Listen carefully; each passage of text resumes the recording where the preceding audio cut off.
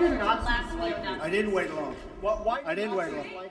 I didn't wait long. I wanted to make sure, unlike most politicians, that what I said was correct, not make a quick statement. The statement I made on Saturday, the first statement, was a fine statement, but you don't make statements that direct unless you know the fact. It takes a little while to get the facts. You still don't know the facts. And it's a very, very important process to me, and it's a very important statement. So I don't want to go quickly and just make a statement for the sake of making a political statement. I want to know the facts. If you go back to my, in fact, I brought it.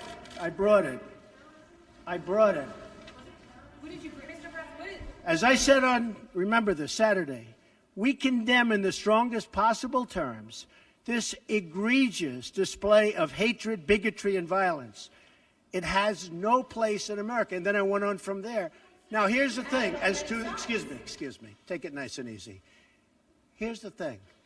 When I make a statement, I like to be correct. I want the facts. This event just happened. In fact, a lot of the event didn't even happen yet as we were speaking. This event just happened. Before I make a statement, I need the facts. So I don't want to rush into a statement. So making the statement when I made it was excellent. In fact, the young woman, who I hear is a fantastic young woman, and it was on NBC, her mother wrote me and said, through, I guess, Twitter, social media, the nicest things, and I very much appreciated that. I hear she was a fine, really actually an incredible young woman, but her mother on Twitter thanked me for what I said. And honestly, if the press were not fake, and if it was honest, the press would have said what I said was very nice. But unlike you and unlike the media, before I make a statement, I like to know the facts. They don't. How about a couple of infrastructure questions? Was that terrorism? Say it. What? The CEO of Walmart said you missed a critical opportunity to help bring the country together. Did you? Not at all. I think the country, look, you take a look. I've created over 1 million jobs since I'm president. The country is booming. The stock market is setting records. We have the highest employment numbers we've ever had in the history of our country. We're doing record business. We have the highest levels of enthusiasm. So the head of Walmart, who I know, who's a very nice guy, was making a political statement. I mean, ask him how he's doing. I do it the same way, and you know why? Because I want to make sure, when I make a statement, that the statement is correct. And there was no way of making a correct statement that early. I had to see the facts, unlike a lot of reporters. I didn't know David Duke was there. I wanted to see the facts. And the facts, as they started coming out, were very well stated. In fact, everybody said his statement was beautiful. If he would have made it sooner, that would have been good. I couldn't have made it sooner because I didn't know all of the facts. Frankly, people still don't know all of the facts. It was very important, excuse me. It was very important to me to get the facts out and correctly. Because if I would have made a fast statement, and the first statement was made without knowing much other than what we were seeing. The second statement was made after, with knowledge, with great knowledge. There's still things, there's still things that people don't know. I want to make a statement with knowledge. I wanted to know the facts. Okay. Two questions. Was this terrorism? And can you tell us how you're feeling about your chief strategist? Well, I think the driver of the car is a disgrace to himself, his family, and this country. And that is, you can call it terrorism. You can call it murder. You can call it whatever you want. I would just call it as the fastest one to come up with a good verdict. That's what I'd call it. Because there is a question. Is it murder? Is it terrorism? And then you get into legal semantics. The driver of the car is a murderer. And what he did was a horrible, horrible, inexcusable thing. Can you tell us how you're feeling about your chief strategist, Mr. Bannon? Can you talk about that? I would echo Maggie's question. Steve Bannon is. I never spoke to Mr. Bannon about it. Can you tell us broadly what your? Do you still have confidence? Well, in we'll Steve? see. And look. I like Mr. Bannon. He's a friend of mine. But Mr. Bannon came on very late. You know that. I went through 17 senators, governors, and I won all the primaries. Mr. Bannon came on very much later than that. And I like him. He's a good man. He is not a racist. I can tell you that. He's a good person. He actually gets a very unfair press in that regard. He's a good person, and I think the press treats him, frankly, very unfairly. Do you have confidence that Senator McCain has called on you to defend your National Security Advisor, H.R. McMaster, against I've all already these done attacks? it. I did it the last time. And he called on it again, linking this Senator McCain? to the alt-right. And Senator saying McCain, you mean the one who voted against Obamacare? And he said Who that... is Senator? You mean Senator McCain who voted against us getting good health care? McCain said that the alt-right is behind these attacks, and he linked that same group to those who perpetrated the attack in Charlottesville. Well, I don't know. I can't tell you. I'm sure Senator McCain must know what he's talking about. But when you say the alt-right, define alt-right to me. You define it. Go ahead. Well, I'm saying, define it for me. Come on, let's go. Define Senator it for me. McCain defined them as the same group. Okay, what about the alt-left that came charging at it? Excuse me. What about the alt-left that came charging at the, as you say, the alt-right? Do they have any semblance of guilt? This is Senator McCain's statement. Let me ask you this. What about the fact they came charging with clubs in their hands, swinging clubs? Do they have any problem? I think they do. So, as far as I'm concerned, that was a horrible, horrible day. Wait a minute. I'm not finished. I'm not finished, fake news. That was a horrible day. I will tell you something. I watched those very closely, much more closely than you people watched it. And you have, you had a group on one side that was bad, and you had a group on the other side that was also very violent. And nobody wants to say that, but I'll say it right now.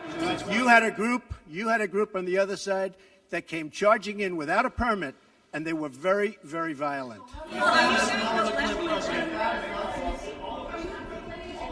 Go ahead. Do you think that what you call the alt-left is the same as neo-Nazis? Those people, all of those people, excuse me, I've condemned neo-Nazis. I've condemned many different groups, but not all of those people were neo-Nazis, believe me. Not all of those people were white supremacists by any stretch. Those people were also there because they wanted to protest the taking down of a statue, Robert E. Lee. So, excuse me, and you take a look at some of the groups and you see, and you know it if you were honest reporters, which in many cases you're not, but many of those people were there to protest the taking down of the statue of Robert E. Lee. So, this week it's Robert E. Lee. I noticed that Stonewall Jackson's coming down. I wonder, is it George Washington next week, and is it Thomas Jefferson the week after? You know, you really do have to ask yourself, where does it stop? But they were there to protest, excuse me, you take a look the night before, they were there to protest the taking down of the statue of Robert E. Lee. Infrastructure question, go ahead. Should statues of Robert E. Lee stay up? I would say that's up to a local town, community, or the federal government, depending on where it is located. Are you against the Confederacy? About race relations in America, and do you think things have gotten worse or better since you took office? I think they've gotten better or the same. Look, they've been frayed for a long time, and you can ask President Obama about that because he'd make speeches about it. But I believe that the fact that I brought in, it will be soon, millions of jobs. You see where companies are moving back into our country. I think that's going to have a tremendous positive impact on race relations. We have companies coming back into our country. We have 2 car companies that just announced. We have Foxconn in Wisconsin just announced. We have many companies, I say, pouring back into the country. I think that's going to have a huge positive impact on race relations. You know why? It's jobs. What people want now, they want jobs. They want great jobs with good pay. And when they have that, you watch how race relations will be. And I'll tell you, we're spending a lot of money on the inner cities. We're fixing the inner cities. We're doing far more than anybody's done with respect to the inner cities. It's a priority for me, and it's very important. Mr. President, are you putting what you're calling the alt-left and white supremacists on the same moral plane?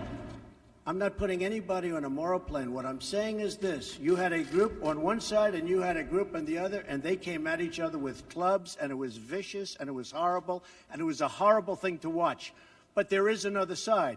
There was a group on this side, you can call them the left, or you've just called them the left, that came violently attacking the other group.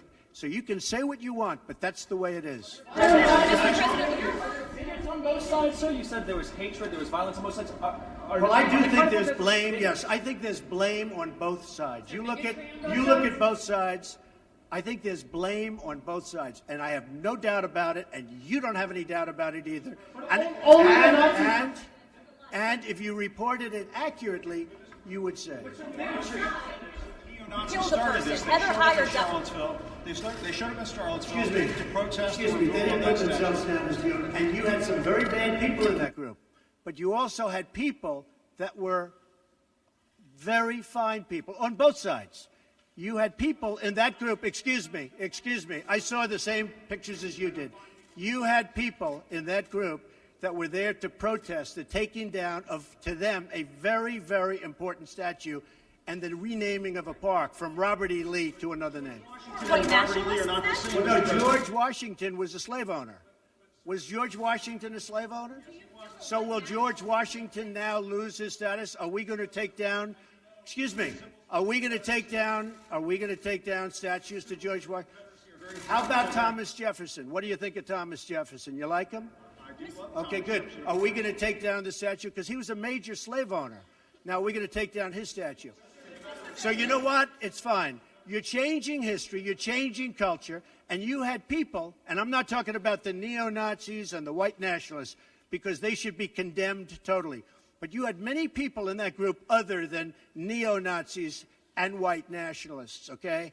And the press has treated them absolutely unfairly. Now, in the other group also, you had some fine people, but you also had troublemakers, and you see them come with the black outfits and with the helmets and with the baseball bats. You had a lot of bad people in the other group too. Treated unfairly, sir. I'm sorry, I just didn't understand what you were saying. You were saying the press has treated white nationalists unfairly? No, I just didn't understand what you were saying. No. There were people in that rally, and I looked the night before. If you look, there were people protesting very quietly the taking down of the statue of Robert E. Lee. I'm sure in that group there were some bad ones. The following day it looked like they had some rough, bad people, neo-Nazis, white nationalists, whatever you want to call them. But you had a lot of people in that group that were there to innocently protest and very legally protest because, you know, I don't know if you know, they had a permit. The other group didn't have a permit. So I only tell you this. There are two sides to a story. I thought what took place was a horrible moment for our country, a horrible moment. But there are two sides to the country. Does anybody have a final? Does anybody have? You have an infrastructure. What makes you think you can get an infrastructure bill? You didn't get health care. Well, you know, I'll tell you. We came very close with health care. Unfortunately, John McCain decided to vote against it at the last minute. You'll have to ask John McCain why he did that. But we came very close to health care. We will end up getting health care. But we'll get the infrastructure, and actually infrastructure is something that I think we'll have bipartisan support on. I actually think Democrats will go along with the infrastructure. President, have you spoken to the family? Have you spoken to the family of the victim of the car attack? No, I'll be reaching out. When will you be reaching out? I was I thought that the statement put out, the mother's statement, I thought was a beautiful statement. I always tell you, it was something that I really appreciated. I thought it was terrific, and really under the kind of stress that she's under and the heartache that she's under, I thought putting out that statement to me was really something I won't forget. Thank you all very much. Thank you. Thank you. Do you plan to go to Charlottesville, Mr. President? Do you think you're helping to heal the nation? I own a house in Charlottesville. Will you go to? Does anyone know I own a house in Charlottesville? Where is it? Oh boy, it's going to be. It's in Charlottesville. You'll see. Is it near the winery or something? It is the winery. Will you go to visit to try to? I mean, I know a lot about Charlottesville. Charlottesville is a great place that's been very badly hurt over the last couple of days. I own actually one of the largest wineries in the United States. It's in Charlottesville.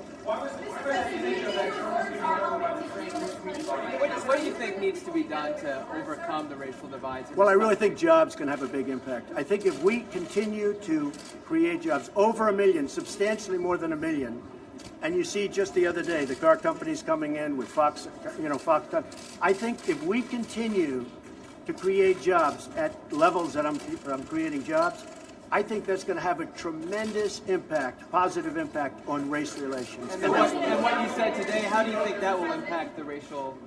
Because the people are going to be working, they're going to be making a lot of money, much more money than they ever thought possible. Your remarks so that's going to today. happen. And the other thing, very important, I believe wages will start going up. They haven't gone up for a long time. I believe wages now, because the economy is doing so well with respect to employment and unemployment, I believe wages will start to go up. I think that'll have a tremendously positive impact on race relations. Why have bigots been drawn to you, Mr. President? Was Trump Tower wiretap?